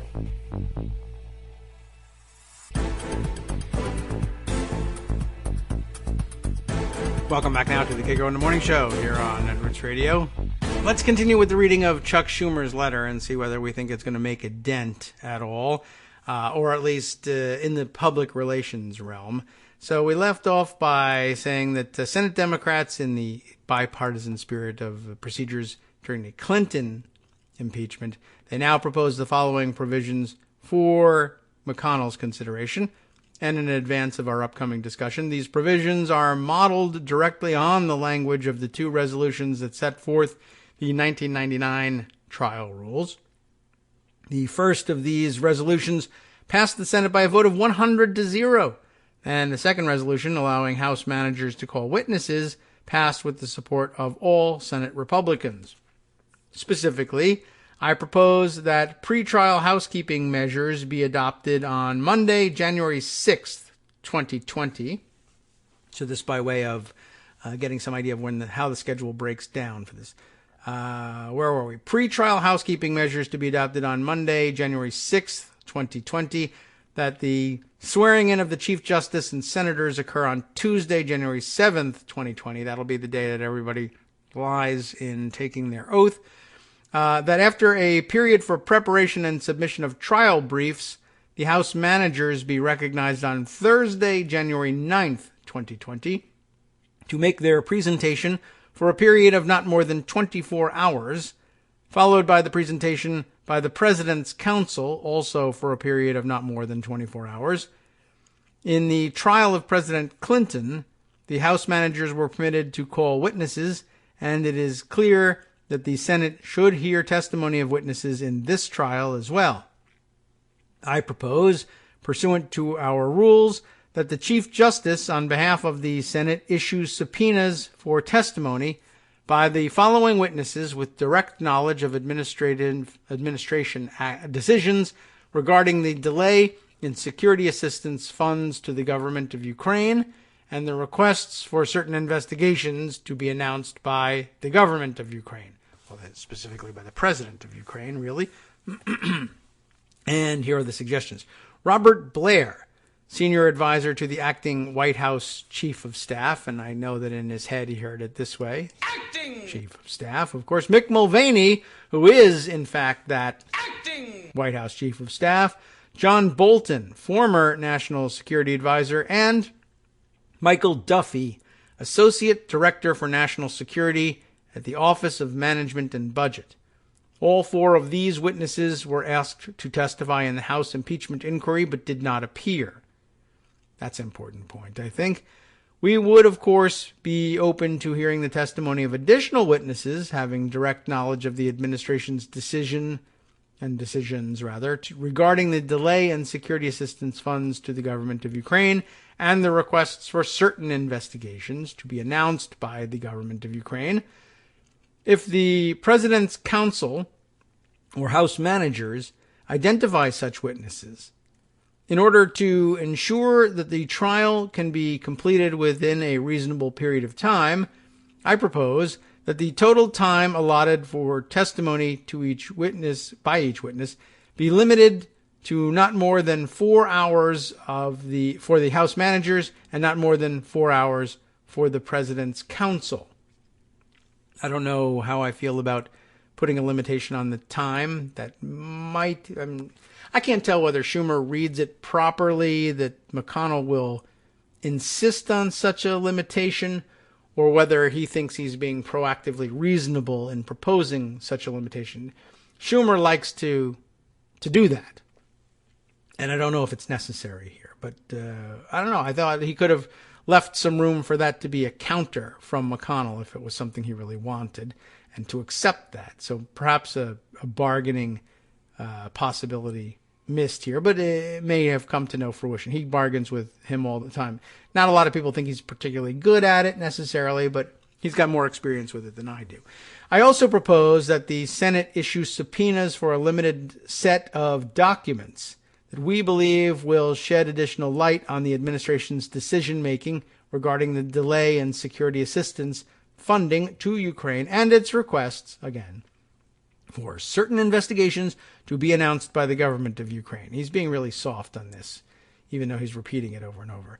This will be a narrowly drawn request limited to electronic communications, memoranda, and related records of the relevant senior officials in the White House, Office of Management and Budget, and Department of State. Our understanding is that these records have already been collected by the White House counsel and counsel in the relevant agencies, so production in response to the Senate subpoenas should be neither burdensome nor time-consuming.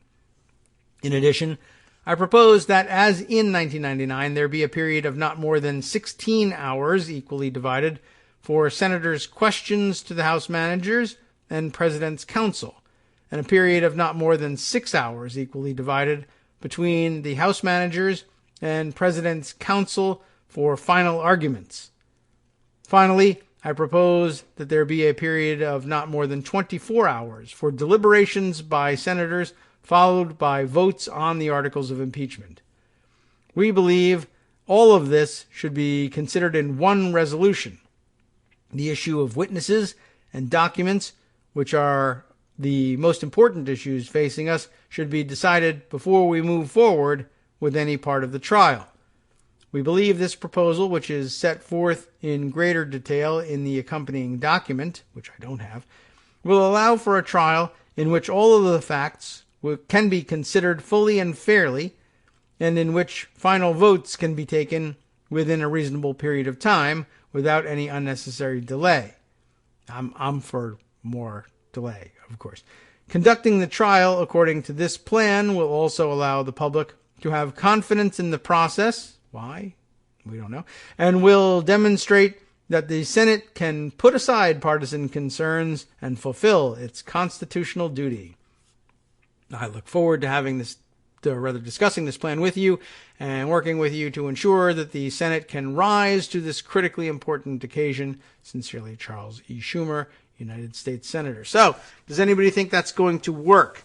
I think that he may be taken up on the time limitations, but I think that he may find himself shut down on the witnesses.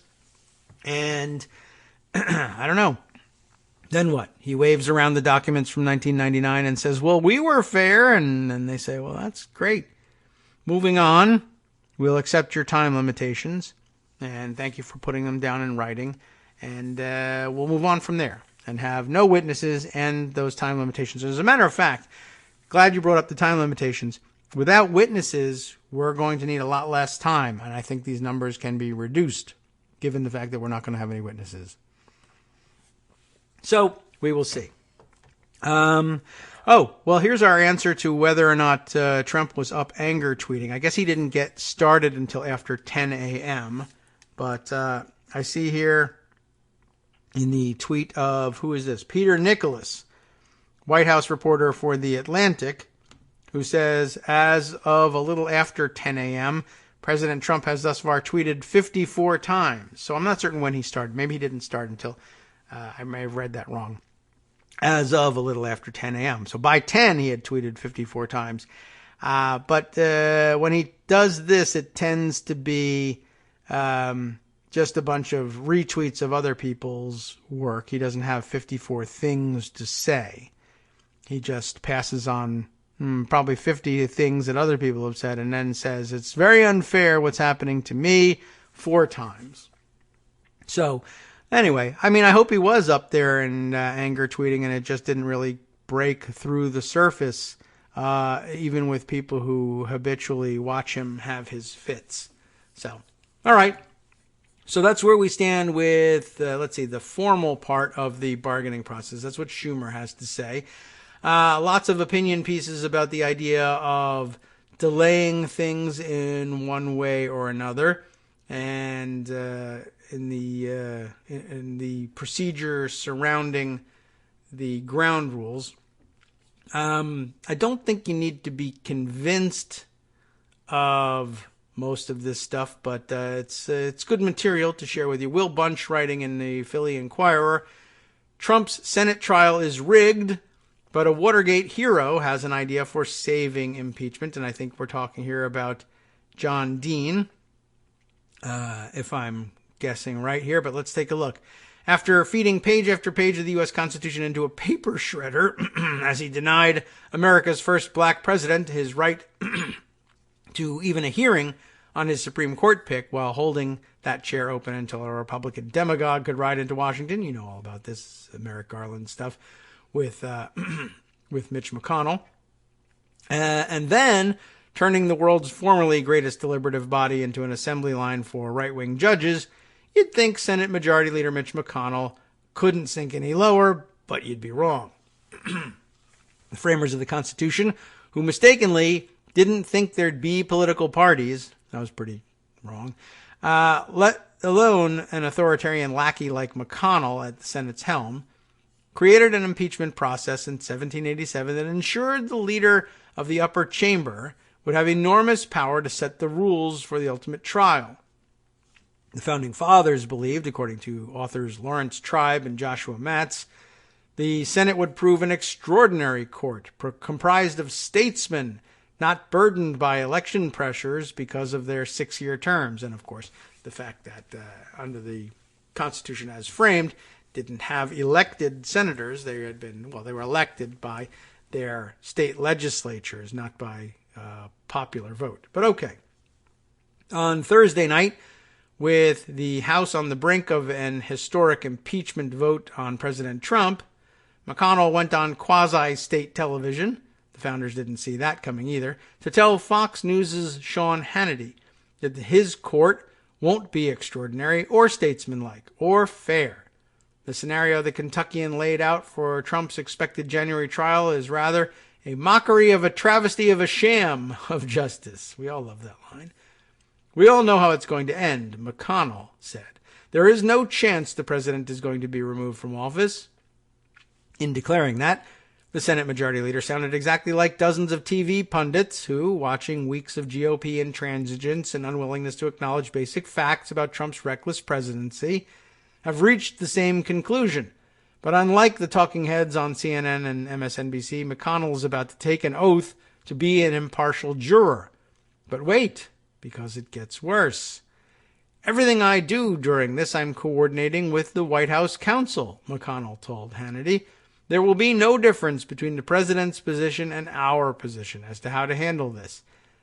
That's remarkable and unprecedented. In a routine criminal trial for, say, DUI, a juror gets bounced for discussing the case over lunch or visiting the crime scene. In a trial over whether the President of the United States abused power of the nation's highest office, the jury foreman is working with the defense team on a joint strategy before the opening statements. And McConnell isn't the only prominent GOP senator assuring Trump's base that the impeachment trial will be a farce. I am trying to give a pretty clear signal that I have made up my mind, South Carolina Senator Lindsey Graham, whose evolution from harsh Trump critic to White House suck-up is the stuff of Psych 101 textbooks, said during a forum in Qatar, of all places. I'm not trying to pretend to be a fair juror here. James Madison and Alexander Hamilton, no doubt, spinning in their graves at Graham's hyper-partisan interpretation.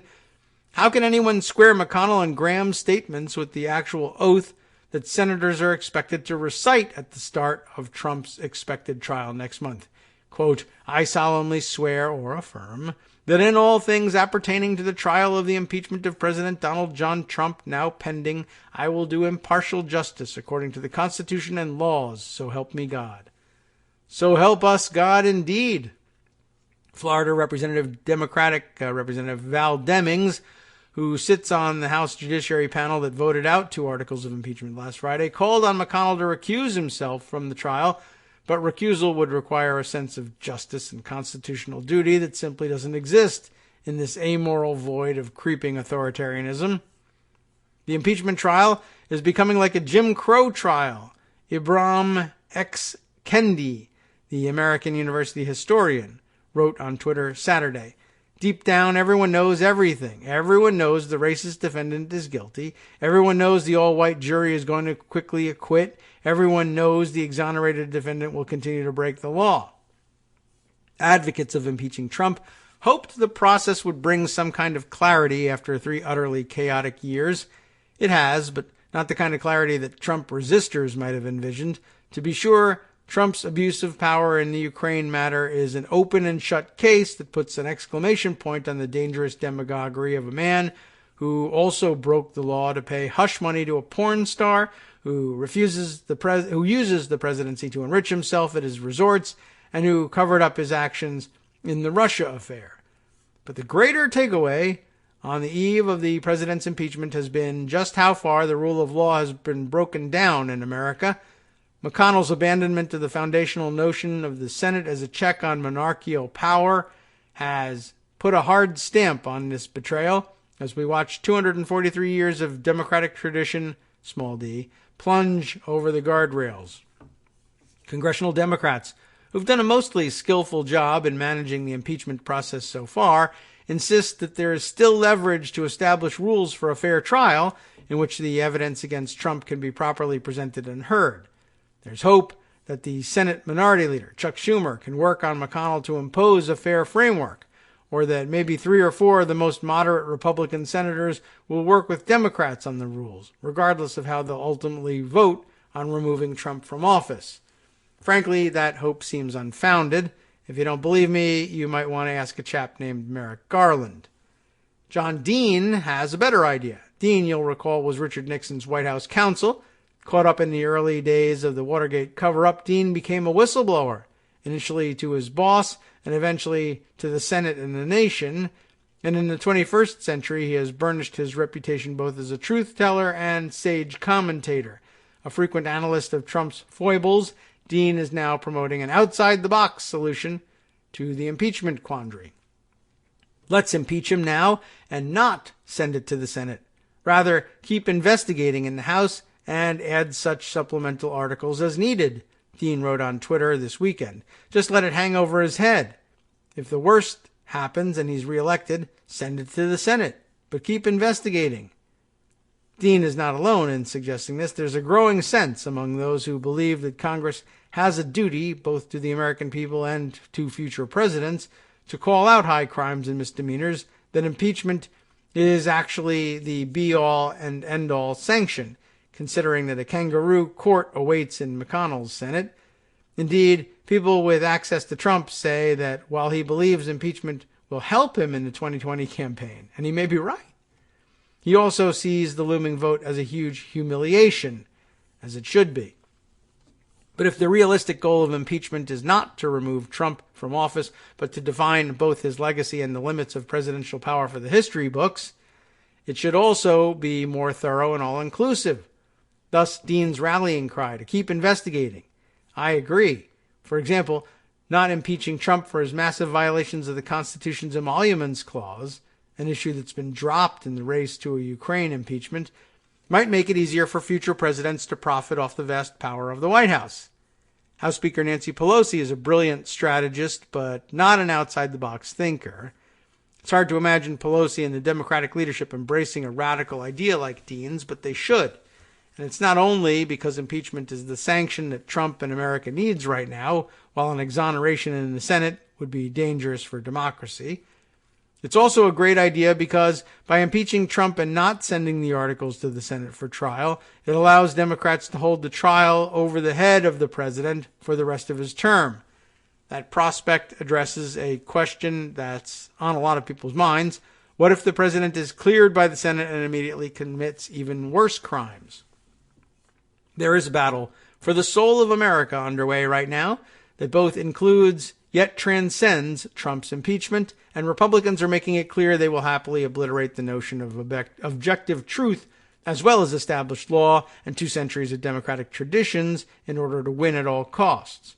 Both Democrats and the majority of citizens who support Trump's impeachment, as shown yet again in a Fox News poll released Sunday, need to be smarter and savvier about fighting back, starting with the rules of engagement. Regardless of whether Trump's impeachment ever goes to trial, the majority of Americans who want to save democracy need to be out in the streets, to show Mitch McConnell, Lindsey Graham, Donald Trump, and all the others that we will not be passive, disinterested observers while they blow up the American experiment. That starts on Tuesday night. People are talking about it. When a coalition of pro-democracy groups have scheduled more than 500 marches across the country, including in Philadelphia, Westchester, and at Brian Fitzpatrick's office in Langhorne. You can find details about Tuesday's marches online and through on Twitter, of course, and through this link here in this article, which I'll share with you later. More than 100,000 have already signed up for these to rally Wednesday outside the Capitol. Frankly, for the system to work, we're probably going to need many more people than that, followed by sustained protest during the Senate trial, if there is a Senate trial. Mitch McConnell needs to be taught a lesson that America's representatives are elected to serve us and not Donald Trump and Fox News, but for that message to break through, we're going to need to get very loud. All right. Well, it's out there, and the plan is out there, and it is workable and doable, and it doesn't even really require that much out-of-the-box thinking from Pelosi, but we'll see whether or not there's any discussion about the coordination of that strategy as between Schumer and Pelosi. That is what would convince Pelosi to do this. If Schumer said, I think that'll give me leverage, try it, that's who'll move Pelosi on delaying things. Certainly a lot more than protest will, but it also helps to be on the record and offering support for something like that in a public forum. Let's see. Things to close out with. There are, of course, as usual, 100 directions to go. I think we'll skip over more discussion of the strategy and leverage that people may or may not have with McConnell. Greg Sargent put out a lengthy article on that as well. I'll recommend it to you. And perhaps we'll include that in the roundup so that you can read it. But let's get to what's going on in some of the courts here. We've got a couple of things to catch up on, and so I'll do them, I guess, maybe in reverse here. Let me borrow from Talking Points memo and Tierney Sneed here to catch up on this one. Judge rejects DOJ bid to slow roll House census subpoena case. Remember that one? Update right up at the top here. This post has been updated to reflect the order issued by the judge shortly after the hearing. Okay, good. We'll be up to date then. A federal judge rejected a request by the Justice Department that he delay the proceedings in the House Oversight Committee's census subpoena lawsuit until an appeals court decides the separate Don McGahn subpoena case. Okay, so they lost in their bid to link the two of those explicitly. After an hour-long hearing Friday in federal court in Washington, U.S. District Judge Randolph Moss put the case on a fast track to be briefed by the end of January, as the House Oversight Committee had requested, so that he would be ready to move forward as soon as the McGahn decision comes down. Moss had harsh words for the reasons the Justice Department gave at the hearing for why the case couldn't be fully briefed by the end of January. The lawsuit brought by the House last month seeks enforcement of a subpoena issued in April, seeking documents from the Trump administration's failed attempt to add a citizenship question to the census. When DOJ lawyer Elizabeth Shapiro told Moss that the Justice Department needed more time to go through the documents being requested, Moss said that position strikes me as problematic. The department has had since summer, when President Trump invoked protective assertion, yes, over all the documents to do that work, Moss said. Moss, a veteran of the Justice Department Office of Legal Counsel, also chided Shapiro's defense of the administration's move to stop negotiating with the House at that point because the House had held Attorney General Bill Barr and Commerce Secretary Wilbur Ross in contempt for their defiance of the subpoenas. Shapiro claimed that the administration had no ability to negotiate from then on because the contempt vote amounted to having a gun to our head. I disagree entirely, Moss, a soft-spoken and mild-mannered judge, shot back. The lawsuit focuses on 11 key documents that the House said could shed light on the real reason the Trump administration wanted to add a citizenship, I'm going to slur that one, question to the census. The Supreme Court ruled in July that Ross's stated reason for enforcement of the Voting Rights Act was bogus. However, House General Counsel Doug Letter confirmed at the hearing that the committee would possibly seek additional documents. He said it was his understanding that there were thousands of other documents that were being withheld by the administration on a claim of executive privilege that were otherwise responsive to the House subpoena. On Thursday night, the Justice Department filed a request that Moss hold the case in abeyance until the D.C. Circuit Court of Appeals decides on McGahn, scheduled for oral arguments on January 3rd. The cases raised different issues, but the Justice Department argued that the McGahn decision would likely guide Moss in the census case, particularly on the jurisdictional questions, i.e., whether the court has authority to decide the dispute in the first place. The House's preference was to set a briefing schedule to have either a preliminary injunction request and/or expedited summary judgment motions briefed by the end of January so Moss can move quickly once the McGahn case was decided. Letter said that the House believed that this was a dire emergency because the census will begin on April 1st. Letter said that the documents could help the House decide whether to take up emergency legislation, or at the very least, that getting things out in the light of day would influence the administration's handling of the 2020 census. We can't allow the census to be played with, Letter said. Moss ultimately denied the DOJ's abeyance request from the bench and said it's important that we get going with the process. About an hour after the hearing wrapped up, Moss issued a briefing schedule that set oral arguments for January 30th.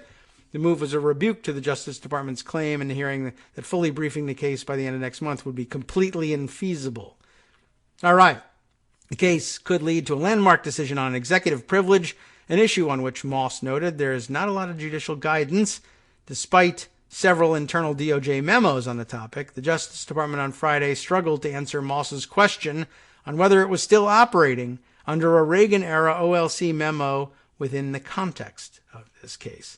All right, that is about all that we can stuff into the show today, even by way of judicial updates, but just for the sake of awareness that it's happening, we've got a couple of other cases going on.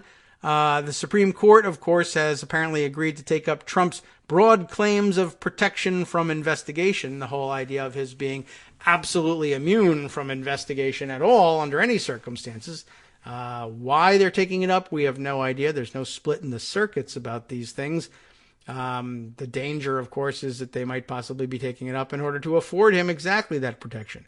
And on one other judicial front, another judge has apparently made a decision that it says here may shine light on the secret Trump-Putin meeting notes. Did you know that that was happening? And it's not the Helsinki meeting notes, but the Hamburg G20 meeting notes.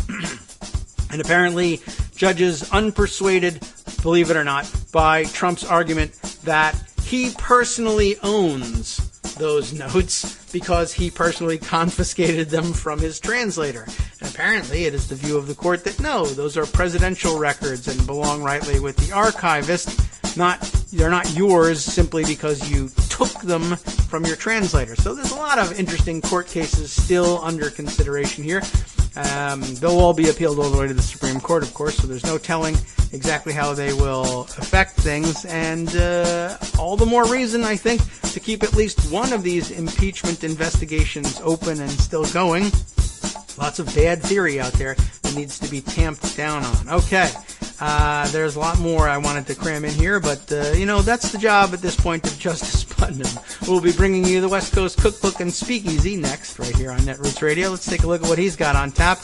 After 14 hours of Republicans shouting lies about the sealed dossier during the impeachment hearings, Glenn Simpson and Peter Fritsch of Fusion GPS set about debunking them.